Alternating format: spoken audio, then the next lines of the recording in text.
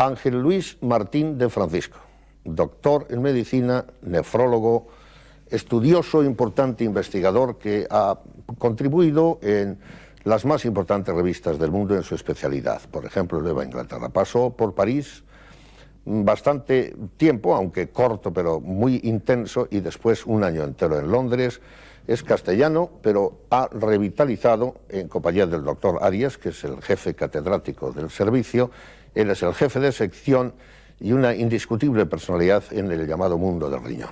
El mundo del riñón puede que esté con menor halo poético que el del corazón, en su tradición, desde luego ya un poco arrumbado después de aquellas operaciones extracorpóreas que fueron tan espectaculares en su día, y de otros mundos que se relacionan con sentimientos por la vía metafórica, y no tan metafórica, por hacer residir allí de manera simbólica los sentimientos del ser humano. Pero cuidado, los riñones son imprescindibles, y además a su alrededor hay no solamente precisiones que se siguen buscando para mejorar las técnicas en las ciencias biomédicas, en la tecnomedicina, en aplicaciones innúmeras que sigue de manera incorporada, no solamente súper especializada, el doctor de Francisco. Vamos a hablar de esto porque afecta a un gran número de pacientes, porque la medicina no es solo algo que reside en los hospitales y menos con las huelgas, sino que reside en las páginas de los periódicos. A veces la enfermedad parece la normalidad, como ha dicho alguien,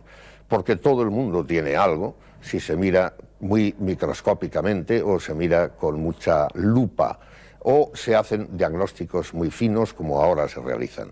De todo esto, sin un orden excesivamente preconcebido, vamos a hablar con una persona que en tiempos del doctor Llamazares, del hombre que murió por el accidente famoso histórico del avión, contó con él y revolucionó el hospital, y además puso el nombre de Valdecilla en el mundo del riñón, en el mundo de las especialidades médicas. Doctor de Francisco, gracias por venir, por atendernos en el Hotel Real. Y vamos a empezar con cifras. La parte fría vamos a hacerla cálida. Hay muchos millones, 5.700 millones de... Pero, ¿cuántos enfermos del riñón hay en España? Para hacerlo un poco corto, si es que tienes la cifra, y cómo se prevé la evolución de algo que a veces parece muy silencioso, parece que es un enemigo muy silente, el riñón. Ahora, la Sociedad Española de Nefrología hemos hecho una conferencia sobre los estudios epidemiológicos para conocer cuáles son las cifras en nuestro país de enfermedad renal. Y yo creo que podemos estar orgullosos porque somos el país de Europa que más ha trabajado en conocer la epidemiología de esta enfermedad, ¿no? Por lo menos en muchos de sus aspectos. Y sabemos que aproximadamente 5 millones de personas tienen enfermedad renal en España. Eso significa que o tienen una alteración en la eliminación de albúmina por la orina, es decir, si tienen presencia de albúmina en la orina, o si tienen alteraciones anatómicas de los riñones, se considera que tienen enfermedad renal.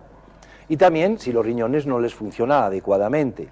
Concretamente sabemos que hay cerca de 2.400.000 personas en estudios que hemos hecho aquí en nuestro país, cuya función renal está por debajo del 60%. Y un porcentaje bastante importante de personas cuya función renal está por debajo del 30%. Esto también lo hemos analizado en el número de personas que tienen enfermedad renal que acuden a los centros de atención primaria, y sabemos que 1 de cada 5 personas que acude a un centro de atención primaria tiene los riñones, la función renal alterada, y su función renal es inferior al 50%. Esto es muy importante conocerlo, y estamos trabajando con los médicos de atención primaria a tal efecto, porque estas personas reciben medicaciones, muchas veces medicaciones antiinflamatorias o otro tipo de medicaciones que deben de disminuir sus dosis cuando hay insuficiencia renal. Por consiguiente, el entender que existe este número importante de personas en detectar precozmente cuál es la insuficiencia renal y el poner los mecanismos para prevenir su progresión, pues es algo que realmente es muy importante, ¿no? ¿En qué consistiría un consejo general, no aplicado a alguna cuestión específica, para que no fallen, para que no tengan la que llaman insuficiencia a los riñones? Las personas sanas, que lo sepan o no, pueden entrar en ese riesgo. ¿Qué 3 asuntos genéricos? Yo comprendo que esta trilogía no puede ser la panacea, pero claro, un médico puede hacer esto. Es decir, mire, si la gente hace esto, esto y esto, hay menor posibilidad de que se degrade. En general, los riñones, las personas tienen que conocer que los riñones son 2 órganos que en realidad son ovillos de vasos. O sea, no tienen otra cosa. Ellos filtran la sangre y eliminan al exterior los residuos que provienen del metabolismo. Pero no son nada más que vasos. Por tanto, todo lo que ocurra a los vasos les va a ocurrir a los riñones, con una diferencia, y es que el riñón, la salud renal, protege a la salud cardíaca. Cuando el riñón enferma, y lo podemos saber porque podemos hacer análisis muy sencillos de la función renal y podemos ver en la orina si esa orina está eliminando sustancias que no debe eliminar, por ejemplo la albúmina. Bueno, pues eso significa que esos vasos pequeñitos están ya alterados y que, por consiguiente, los vasos más grandes se van a alterar más tarde. De manera que el riñón es un poco el centinela de lo que ocurre en otros órganos. Por tanto, todas las medidas que se aplican cuando uno enferma, por ejemplo, de la coronaria, deben de aplicarse 10 o 15 años antes a las personas que tienen alteración renal. Quiero decir con ello, en temas de prevención primaria, por ejemplo, pues el tabaco, la obesidad, el control de la glucosa, el adecuado control de la tensión arterial, el sedentarismo, o sea, todas esas medidas básicas de una salud normal, de una prevención y de una vida saludable, pues se aplican, lógicamente, cuando hay enfermedad renal, especialmente, ¿no? Porque es el momento adecuado para tomar las cosas con mucho rigor. Todo eso desde el punto de vista de prevención primaria, ¿no? Y luego después, cuando ya se ve que hay lesión renal claramente establecida, hay una serie de medidas, entre las que se incluyen todas ellas, que se pueden perfectamente instaurar a juicio del médico de atención primaria o del especialista, ¿no? Cuando se hizo la primera extracorpórea del corazón en España, en el Ateneo, yo llevé a un médico que ahora está ausente de aquí, que fue una gran estrella, venido de Pamplona, y dijo, no, es una bomba que impele y expele la sangre. Esto de la relación de los ovillos y los vasos me ha recordado la manera sencilla de poder explicar este asunto. Pero vamos a ampliarlo un poquito. ¿Por qué no situar, los televidentes no tienen por qué recordarlo, en dónde están los riñones, en qué consiste la función renal, algo un poco básico para luego ir a la pregunta que quiero hacer? ¿Cuál es la relación, esto es más espectacular, entre el páncreas, del que también se hacen trasplantes y en los que has intervenido muy pioneramente, y el propio riñón? Es decir, ¿qué relación hay entre estos 2 órganos y antes dónde está situado todo esto? Bien, los riñones están situados a ambos lados de la columna. Son 2 órganos, y cuando generalmente se pregunta a alguien si duelen los riñones, dice que sí, que le duelen mucho los riñones. Los riñones nunca duelen, cuando duele es la columna. Primer mito fuera. Y cuando duele un riñón, el riñón es insoportable, el dolor, perdón, es insoportable, porque es lo que se llama un cólico nefrítico. Uno no puede quedar quieto, no puede estar quieto, está dando vueltas todo el tiempo, tiene náuseas, tiene que ir a urgencias, es decir, los riñones no duelen, duele la espalda. Sí. Pero el 85% de las personas en algún momento de su vida tienen dolor de espalda, porque si uno ve, por ejemplo, un equino, un caballo puesto sobre las patas traseras, entiende que su inestabilidad es grande y que tiene que encorvarse para poderse mantener en pie. Sí. Nosotros estamos acostumbrados a ver personas que caminan sobre unas superficies pequeñitas llamadas pies, pero no tiene mucho sentido. Nosotros, lo lógico es la posición de andar como de donde procedemos teóricamente, como el mono, ¿no? Entonces, todavía la espalda, la columna no ha evolucionado suficientemente como para que el hombre esté libre de las molestias lumbares, porque el juego todavía articular no es perfecto. O sea, el Homo erectus no debe de presumir mucho de serlo. No, porque todavía no ha alcanzado el momento clave, que es cuando le dejen a uno de doler la espalda, ¿no? Muy bien. Entonces, ahí es donde se encuentran los riñones, que no duelen, como digo, y tienen tres funciones fundamentales. La primera función es excretar al exterior, en una solución que tiene agua y sales, los productos tóxicos del metabolismo, de lo que comemos, igual que a través de las heces, pues a través de la orina. Los líquidos y desecho también. Líquidos y desechos sólidos. Sustancias como la urea, la creatinina, el ácido úrico, muchas sustancias que son tóxicas, que están eliminándose en ese contenido líquido. Sí. Eliminar el exceso de agua, eliminar el exceso de sal, en definitiva, un líquido de composición que se llama orina, que sirve para depurar la sangre. Entendido. Pero el riñón tiene otras muchas más funciones. Regula la presión arterial del organismo.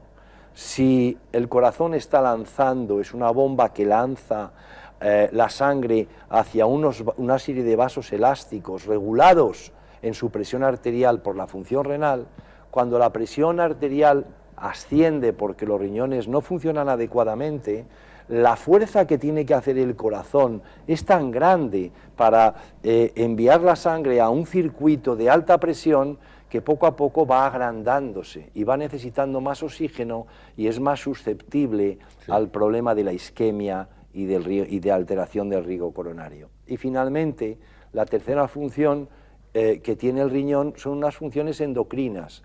El riñón es fundamental para el metabolismo de la vitamina D. La vitamina D tiene que pasar por el riñón para favorecer la calcificación de los huesos.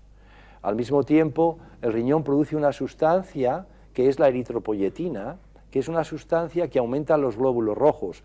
Cuando hay insuficiencia renal, hay anemia.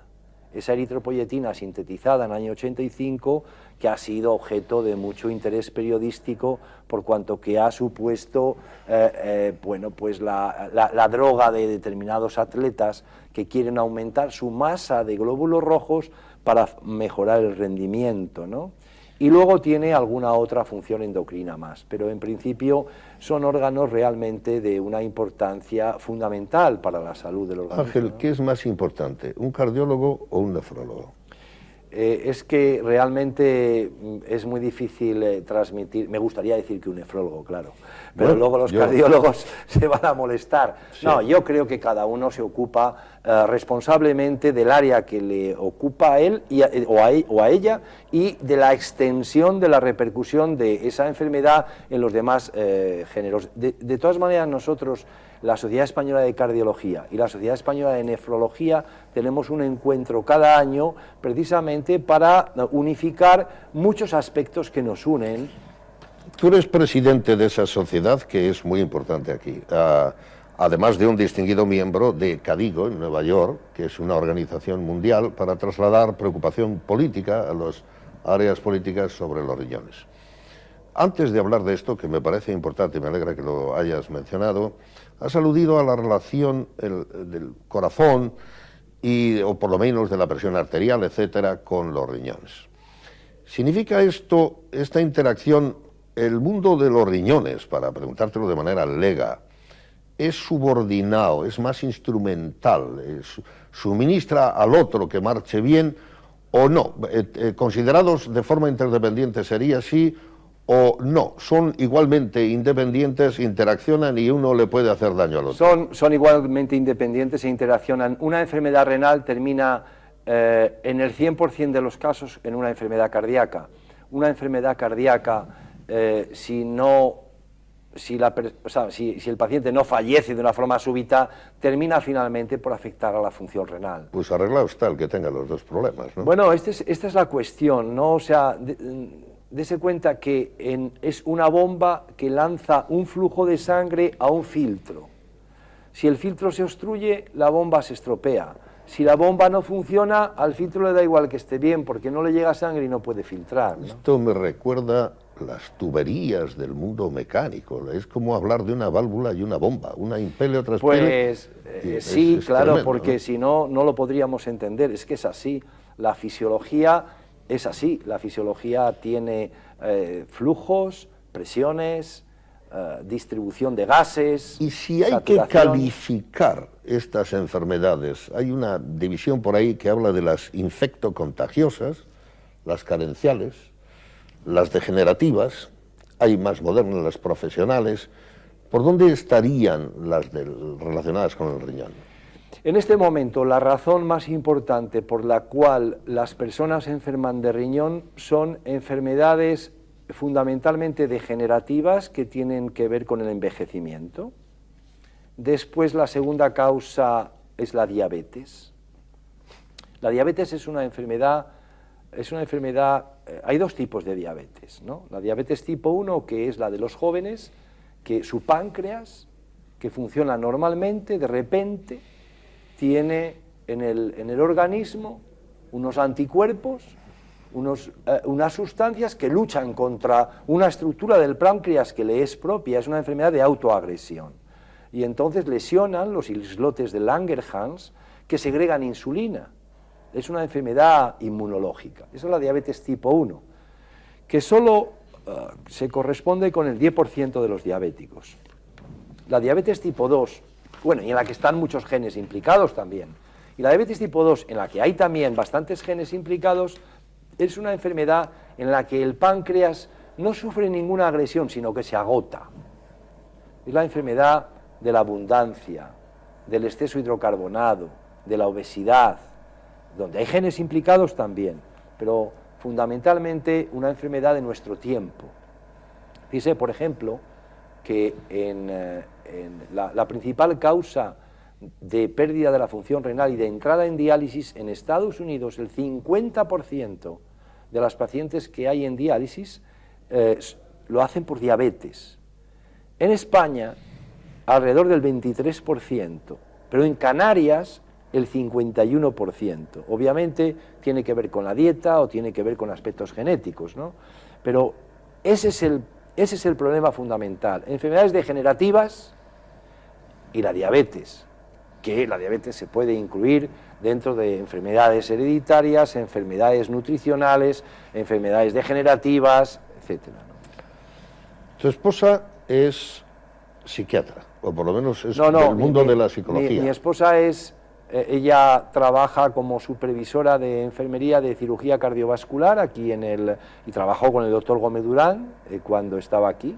Sí, a quien yo aludía antes. Una persona enormemente brillante y al mismo tiempo ella es psicóloga también, ¿no? A eso aludía. Pero vamos, su trabajo fundamental está dirigido a la cirugía cardiovascular. Hijos, y en el trabajo que has hecho fuera, hay un momento en el que después de París y Londres estás en Minnesota, en Estados Unidos. Estuve temporalmente con el doctor Fleitas y con el doctor Casanova, que son cirujanos que se ocupan del trasplante de páncreas, y mi misión era otro aspecto diferente que tenía que ver con la investigación médica en el trasplante de páncreas. En aquella época, el doctor David Sutherland, una persona enormemente brillante, es el mejor cirujano que hay de páncreas en el mundo, del que, si me permite, en un momento le contaré una anécdota para que veamos... No, me gustaría el tuteo, si no hay Bueno, problema. si me permites, ¿Cómo no? Hay una anécdota del profesor Sutherland absolutamente extraordinaria, que además conoce muy bien el doctor Casanova porque tiene una gran relación con él, ¿no? Esta anécdota es la siguiente. El doctor Sutherland es el mejor cirujano de Estados Unidos. Cuando yo llegué allí estaba muy contento porque su hijo había sido el que más salchichas había vendido en el Metrodrome, que es el lugar... Bueno, yo me imagino esa situación en España, el orgulloso que él estaba por este dato. ¿Más qué? Sí, pero la anécdota de él es que él, cuando vino aquí, que estuvo invitado en 2 ocasiones en la Universidad Menéndez Pelayo, para cursos que hacíamos sobre trasplantes, pues uno que organizó también el doctor Casanova, pues se había casado otra vez, ¿no? Esto es muy americano, ¿no? Casarse 2 veces es muy americano. Y su segunda mujer era una paciente diabética a la que él había conocido, pues precisamente como paciente, y había hecho un trasplante, extrayendo a su suegra, su futura suegra, un riñón y medio páncreas, y se los había trasplantado a su futura mujer. Y estuvieron aquí, que por cierto, cuando le estuvimos presentando, pues la historia del trasplante de páncreas se convirtió en la prensa local en The Love Story of the Pancreas Transplantation, ¿no? Porque se incidió muchísimo sobre ese aspecto. Y tiempo después, ese riñón falló y él donó su propio riñón a su mujer, ¿no? Entonces, esto nos lleva, y eso te lo cuento, porque la forma que en Estados Unidos la expresión de la colaboración y generosidad en la enfermedad y en su conjunto, Estados Unidos es un país absolutamente fantástico, con todas las limitaciones que se pueden poner con su política exterior. Pero el ser americano, las mujeres y los hombres americanos, la forma en la que ellos trabajan, que nada tienen que ver con los políticos, ¿no? En su conjunto es una gente enormemente solidaria y que tienen, por ejemplo, allí el 50% de los trasplantes se hacen de vivo, personas que dan, familiares o relativos, un riñón a su familiar, ¿no? En España estamos intentando, somos el país que más riñones extrae de cadáveres del mundo por población, con una extraordinaria organización que es la Organización Nacional de Trasplantes, pero no llegamos al 3% de trasplantes de vivo, y la media europea son 27%, y en América el 50%, es decir que nos falta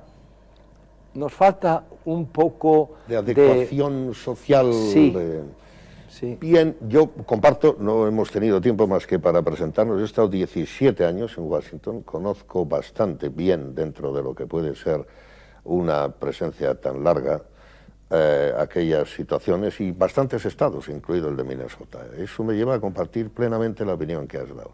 Incluso la extrapolación de los políticos tampoco la generalizaría, porque también hay visiones de la política que las acaba de mostrar la manera en que se apean de su ego cuando no tienen el refrendo de las mayorías. Yo creo que es otra interesante posibilidad de comentario que nos saca de nuestra conversación. Sí, yo permítame que incida sobre esto, ¿no? España es un país muy antiamericano y a mí me duele fundamentalmente porque todo lo que sea ser anti algo es malo. Eso no es bueno, ¿no? Y sobre todo porque, y todo el mundo tiene derecho, por supuesto, a tener los sentimientos que quiera, pero me gustaría que la gente que sea antiamericana de verdad, que lo sea porque ha estado allí, porque ha vivido allí, porque conoce lo que es aquello, claro. Y porque de verdad siente que eso es así. Solo desde la distancia y viendo algunos aspectos que realmente, en mi opinión, son bastante criticables, pero solo por eso es complejo, ¿no? Yo quiero volver, doctor, a tu trabajo relacionado con el hueso. Yo no sé a qué hueso se refiere. La estancia parisina, que tampoco fue de vacaciones, fue un trabajo de luego el año sabático, el paso por Londres.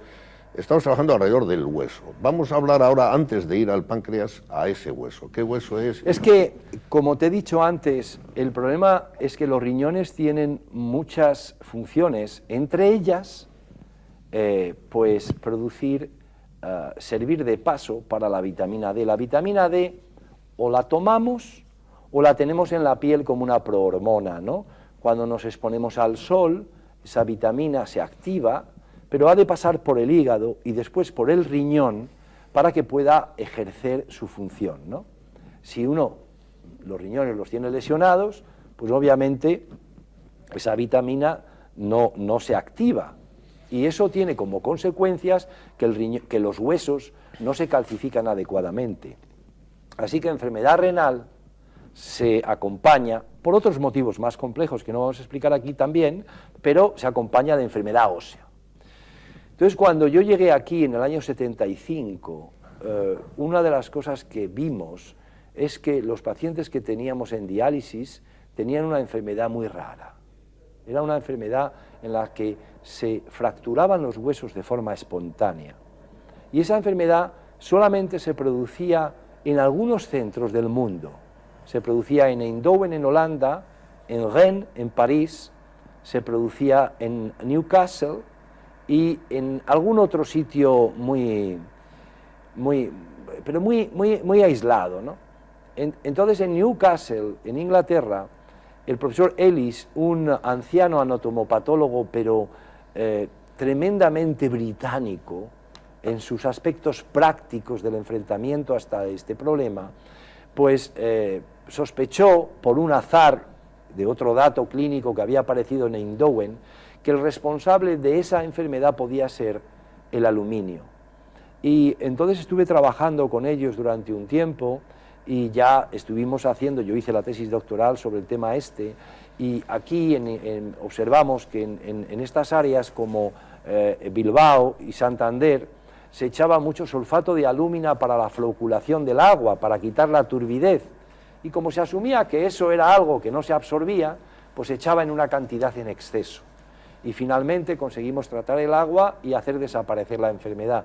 Y eso me llevó a enfrentarme, pues eso, con el proceso de investigación del hueso, de qué sustancias se depositaban en el hueso, y bueno, y seguir por ese camino que todavía no hemos terminado, porque tenemos todavía muchas actividades sobre ese tema, ¿no?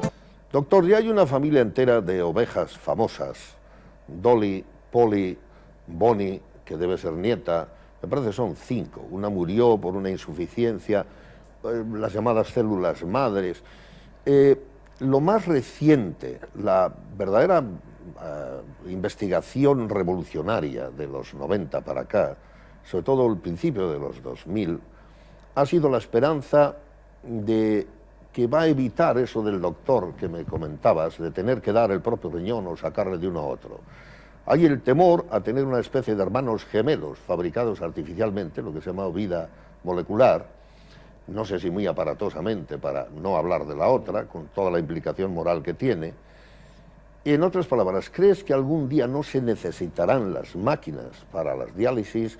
Todos estos manejos científicos serios que hacéis en la medicina y que la biomedicina del futuro hará que tiremos de un gemelo, de un embrión, de los famosos ratones knockout, y no haya que pasar por lo que pasaba, por ejemplo, mi amigo, al que siempre recuerdo, Luis Carral, creo que fue paciente tuyo.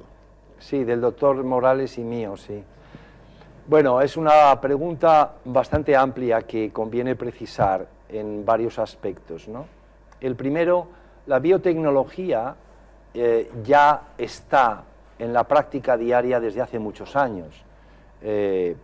Por poner el ejemplo relacionado con la eritropoyetina a la que me refería antes, la eritropoyetina es una sustancia que produce el riñón, que se produce ya de forma biotecnológica utilizando una célula que es la célula del ovario del hámster chino.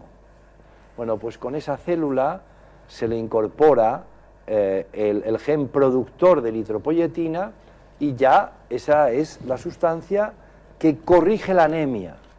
Por tanto, ya lo tenemos ahí y lo estamos utilizando desde hace 15 o 20 años, como otro tipo de hormonas, ¿no? Nunca antes de 25, los transgénicos. Sí, bueno, más o menos, ¿no? Esa es la biotecnología, la producción de elementos biológicos que pueden sustituir a determinadas hormonas. Luego viene ya lo que es la organización o la reparación o la reposición de los órganos. Ahora hay cosas muy interesantes. Por ejemplo, en Estados Unidos, porque aquí todo viene de Estados Unidos, o sea, nosotros no investigamos nada. En Corea parece que están... Bueno, lo que quiero decir es que la investigación que soporta todo un proceso básico aplicado a la clínica y con desarrollo de patentes que genera beneficios para los accionistas que reinvierten en investigación, hace que cuando una persona se cura de una leucemia está basado en que la inmensa mayoría de la investigación se ha hecho gracias a lo que se ha hecho en Estados Unidos, o los inmunosupresores del trasplante, o muchísimas cosas, ¿no? Entonces, como decía, en Estados Unidos hay ensayos muy interesantes. Se toma un riñón en época embrionaria, en una época que se llama metanefros, que son a las 2 semanas aproximadamente, que es como la cabeza de un alfiler. Ese riñón de una rata se mete en el peritoneo, en la tripa de otra rata, que teóricamente es una sustancia extraña y que debía ser rechazada. Pues bien, esta rata receptora, a la que le han puesto esa cabeza de alfiler en su tripa, lanza unos vasos hacia esa pequeña estructura, la hace propia, la hace crecer, y es un riñón que va creciendo, que desarrolla toda su estructura hasta el uréter.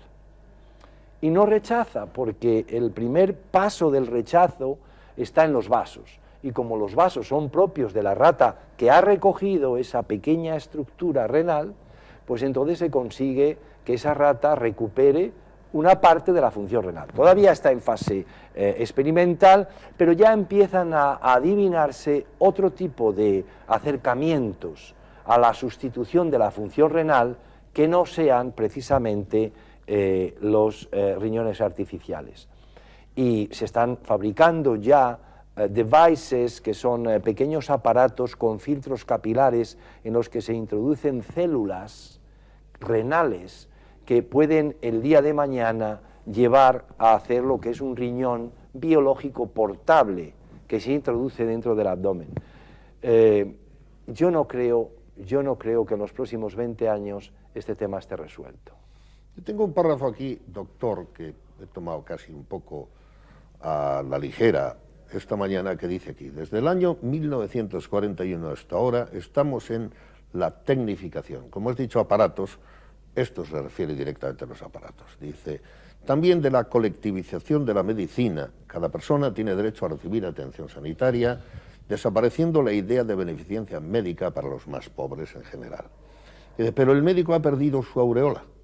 Se ha convertido en un funcionario sin tiempo para atender suficientemente a la persona enferma. No aludo a la reciente huelga. La técnica ha enfriado el contacto del médico con el enfermo. Gran parte del diagnóstico se basa en pruebas, análisis, TAC, RX. El médico no es el médico-medicamento de Valinte.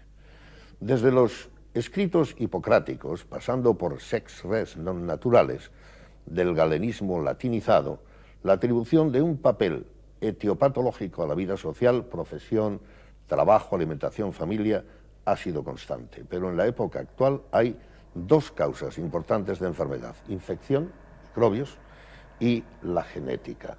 ¿Compartes esta idea? La pérdida de aureola de los doctores, ahora tenéis menos aureola. Bueno, y el exceso de aparatología. Ni falta que hace. Quiero decir que yo no creo que los médicos tengan o tengamos por qué tener ningún tipo de aureola, ¿no? Pero sí el reconocimiento a un esfuerzo de formación muy sólido. Eso sí.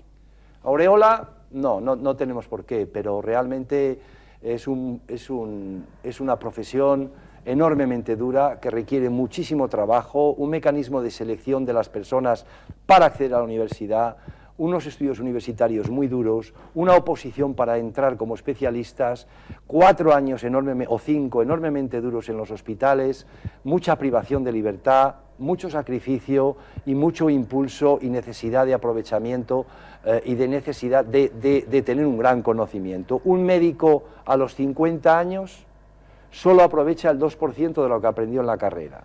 Con eso se define exactamente que el médico no deja nunca de estudiar. Por tanto, el médico debe de tener el reconocimiento social que le exige todo ese enorme esfuerzo de sacrificio y de conocimiento. No question about that, pero... Habiendo dicho eso, la aparatología era la pregunta. Habiendo dicho eso, la medicina ha cambiado mucho, y ha cambiado afortunadamente.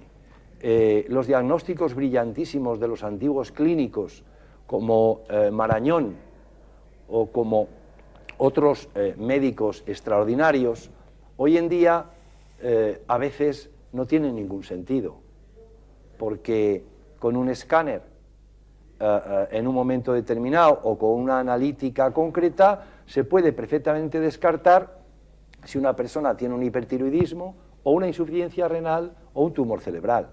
Así que los diagnósticos brillantes tipo Dr. House y eso hoy en día realmente pues no son necesarios porque existen equipos estructurados que están dotados de elementos para demostrar y no equivocarse que esa enfermedad tiene ese diagnóstico.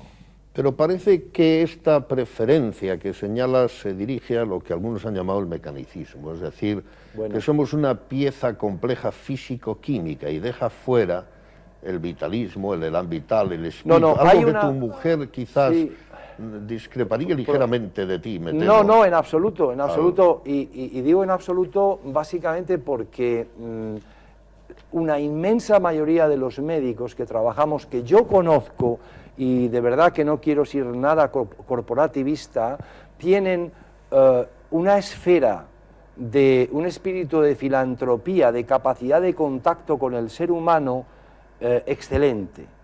No quiero decir que el 100%, por supuesto, y que deberíamos de ser todo, por supuesto, pero nosotros a los estudiantes de medicina, cuando llegan a nuestras plantas y estamos con ellos y van a ver a un paciente, y después vamos nosotros con ellos, después que ellos hayan hecho la historia y demás, la primera pregunta que muchos de nosotros hacemos es: ¿ese paciente con quién vive?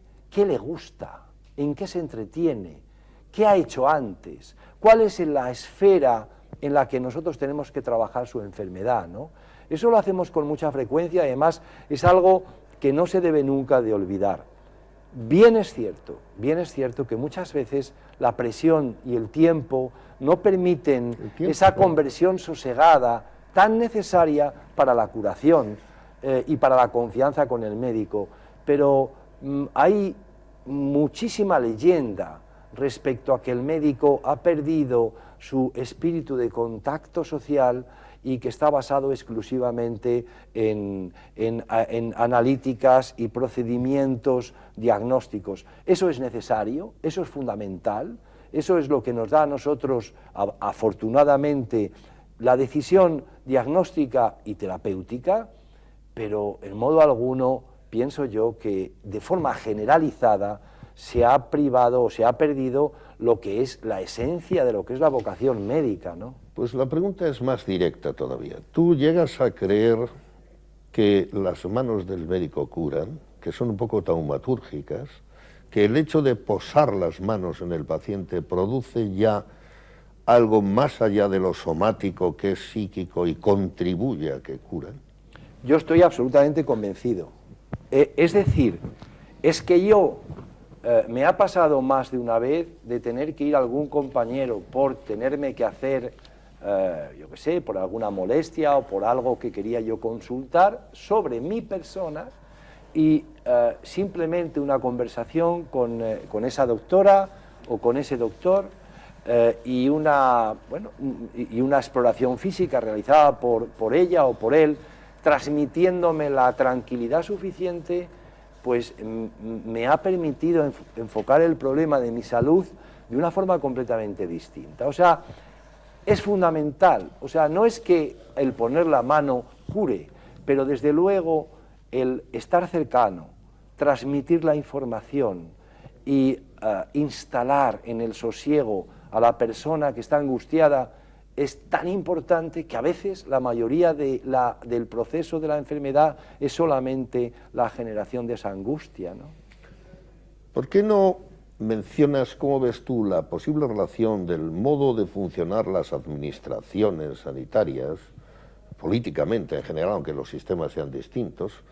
Por un lado se habla de las grandezas del estado del bienestar quebrado de manera seria en los años 70 y a principios de los 70, la importancia de la educación cívica relacionada con la salud, sobre todo en las áreas preventivas. Comprendo que esto es complejo y amplio, pero habrá una teoría tuya de cierta idealización posible y sobre todo de cómo se lleva en España. Estamos muy cerca de una huelga aquí, hay quien ha puesto el dedo frente a la administración autonómica. Yo personalmente no creo que hemos ganado en medicina con la administración autonómica en Cantabria. Me gustaría conocer tu opinión. ¿Y cómo generalizas esto de arriba a abajo? Vamos a ver, este es un asunto complejo porque es una pregunta en la que un médico tiene que opinar sobre aspectos sociales y políticos, pero yo no tengo absolutamente nada que ocultar. Mi forma de pensar y de enfocar este tema es la misma forma que tienen la mayoría de los consejeros de sanidad con los que yo he hablado, y es que todos personalmente están de acuerdo que esto es un desastre, pero ninguno lo dice. Es decir, la forma en la que se ha estructurado la organización sanitaria en el país, en una sucesión de responsabilidades autonómicas diferentes, se traslada en una confusión y desigualdad que genera los conflictos que estamos teniendo, por ejemplo, aquí en Cantabria. Con todo ello no digo yo que las personas responsables de la administración sean mejores o peores, que las hay buenas y bastante malas, ¿no? Pero le puedo poner un ejemplo. Te puedo poner un ejemplo. Yo trabajo mucho en reuniones europeas e internacionales y represento a España en muchísimos lugares relacionados con la enfermedad renal.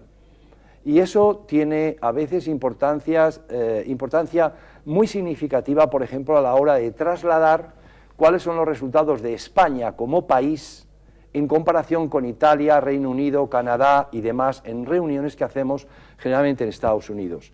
Durante varios años no he sido capaz de trasladar los resultados de España por imposibilidad de las comunidades autónomas que no permitían que se integraran bajo el concepto de España los resultados de cada comunidad autónoma. De manera que yo tenía que decir el número de pacientes diabéticos que había en diálisis en Cataluña o en Valencia o en la autonomía X.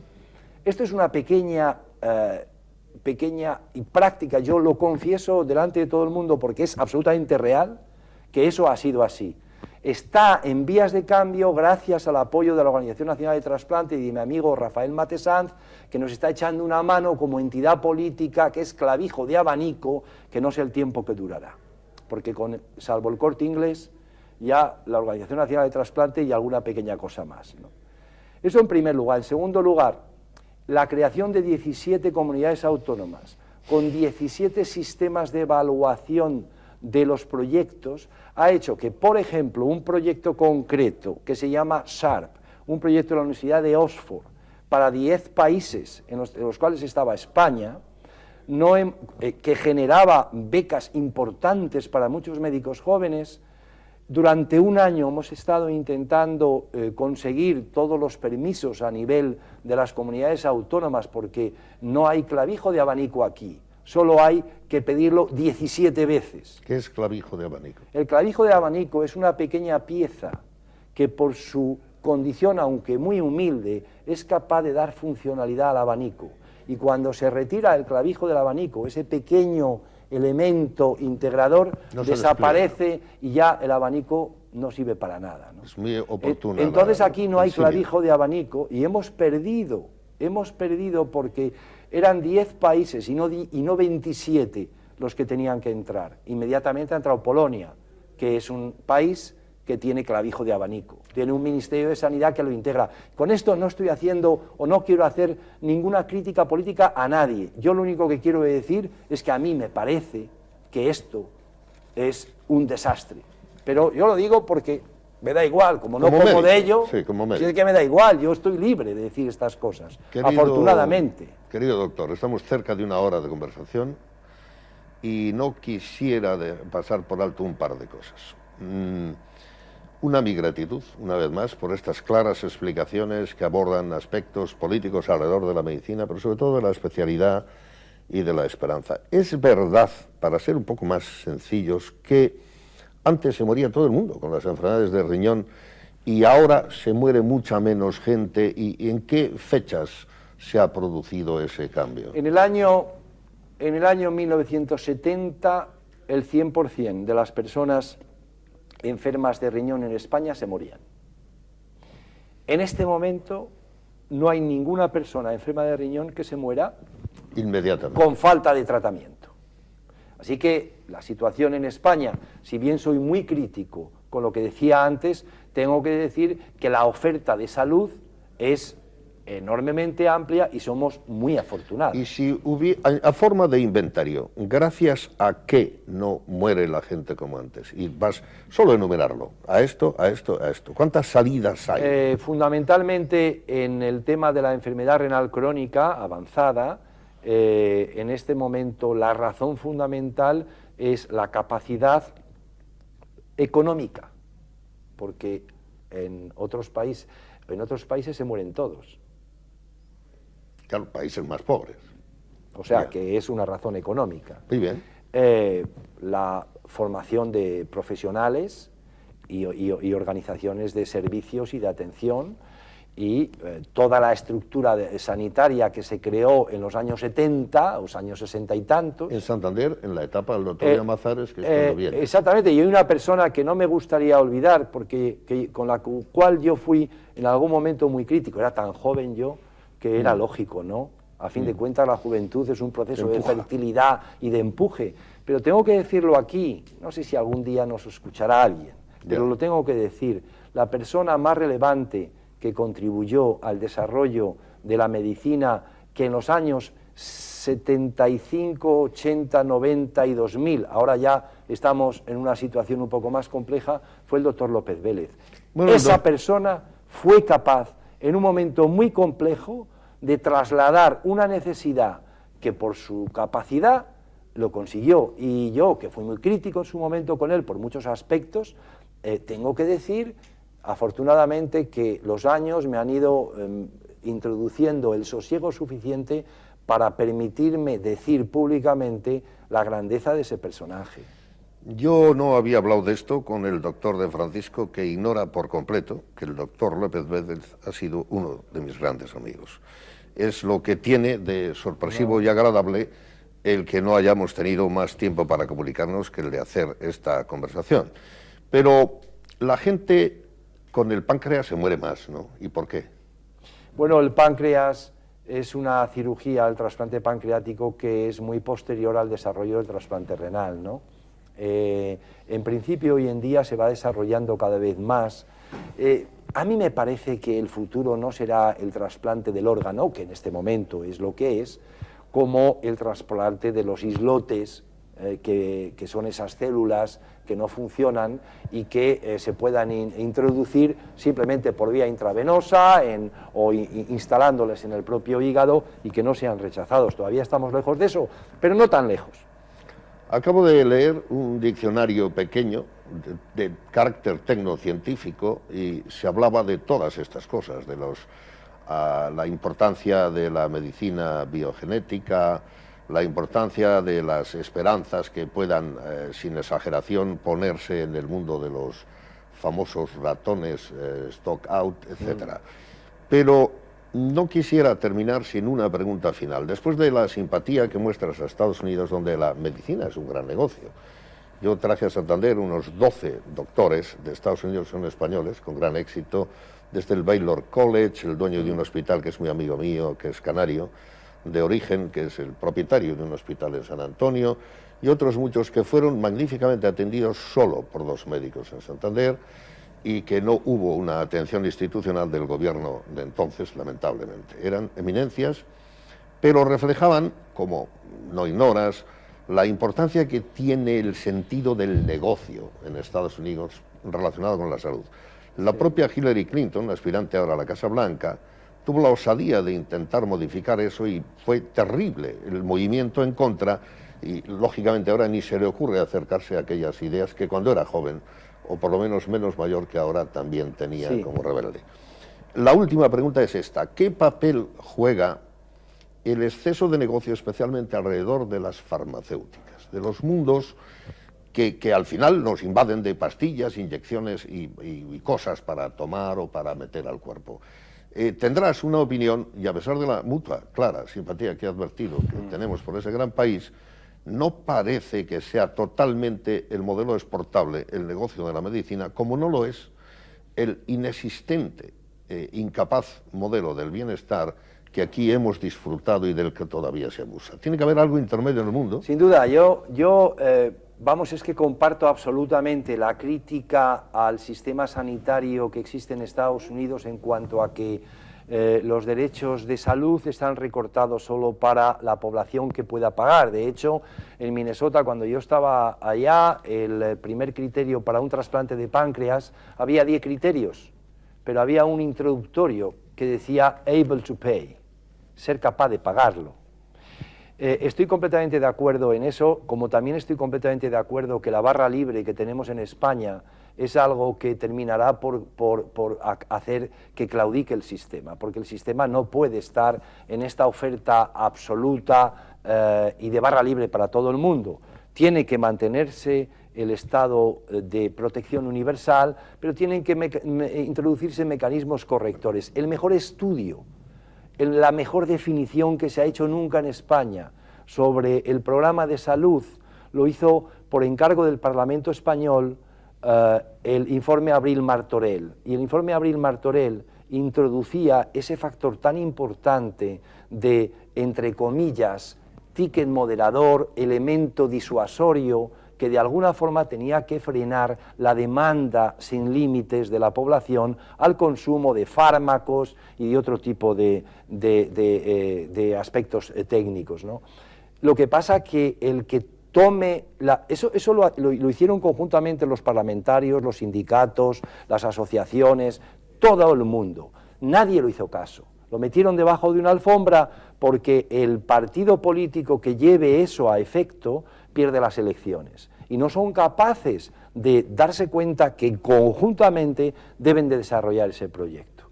Eso en primer lugar. Y respecto a las farmacéuticas, que me parece que hay una cosa muy importante, es la siguiente. Las farmacéuticas, con su investigación, mejoran y favorecen la calidad de vida y la curación de las personas en los países desarrollados y donde se aplican su investigación. Punto primero. Y punto segundo, la industria farmacéutica es como la del armamento. Es una industria que no tiene forma ni tiene, en muchos de los casos, ética suficiente. Le voy a contar algo, o te voy a contar algo que es muy importante. Los médicos en Europa, en España especialmente, para nuestra formación, nuestra empresa no nos da nada, absolutamente nada. Nosotros tenemos, yo para organizar los cursos de formación para los jóvenes nefrólogos y para los adultos nefrólogos y nefrólogas, tengo que sacar el dinero de las farmacéuticas, que naturalmente intentan obtener el retorno a su inversión. Y entonces, dependiendo de la capacidad que tú tengas para intentar mantener esa influencia farmacéutica, ahí será la objetividad de la información. Pero las farmacéuticas ponen los anuncios en las revistas médicas, controlan las editoriales, controlan la formación de los médicos y son las que están soportando todo el proceso educativo. Entonces... son imprescindibles. Y al mismo tiempo están interviniendo de una forma en el proceso, muy crítica en el proceso. Doctor de Francisco, vino a Santander de Castilla, cuando era Castilla la Verde, Cantabria, y aquí sigue, casado con una doctora, con 2 hijos, prestigioso en el hospital y prestigiando al doctor Arias, que trabaja con él como jefe del servicio, el catedrático Arias. Es el miembro de un prestigiosísimo mundial organismo que tiene la base en Nueva York para hablar de los riñones científicamente y para procurar, a su vez, preocupación, valga la redundancia, en este sector médico a las autoridades políticas de los países. En España es el presidente de nefrología. En Valdecilla se puede ver, es una persona apacible, agradable, que cree todavía que las viejas manos de los doctores, si no curan, literalmente juegan un papel psicosomático muy importante. Ha sido muy agradable la capacidad didáctica con la que ha puesto temas difíciles ante ustedes, los televidentes, y al mismo tiempo problemas políticos de los que no huyó y ha sido moderadamente crítico, pero crítico. No como médico hizo un canto, no sé si corporativista, de la profesión, como corresponde al esfuerzo noble de aquellos que se dedican a curar, y al propio tiempo se distanció de manera prudente y crítica de la clase política. He de compartir con él que existe en marketing una cosa que se llama la imagen de país. La imagen de país, con motivo de mi propia estancia en Estados Unidos al hablar de las autonomías, al recibir 4 grupos de diferentes lugares de España para vender para mostrar las cosas que teníamos, era un problema que yo pensé que se asociaba solamente al comercio y a las autonomías. Desgraciadamente, un país absolutamente fecundo en los datos médicos, con buena clase médica, no interrelaciona, como acabamos de oír al doctor, los datos. Hay un problema de imagen de país y se puede ser muy autonómico y al propio tiempo no esconder esta grave incapacidad que perjudica científicos, médicos y comerciantes. Gracias, doctor. Muchas gracias.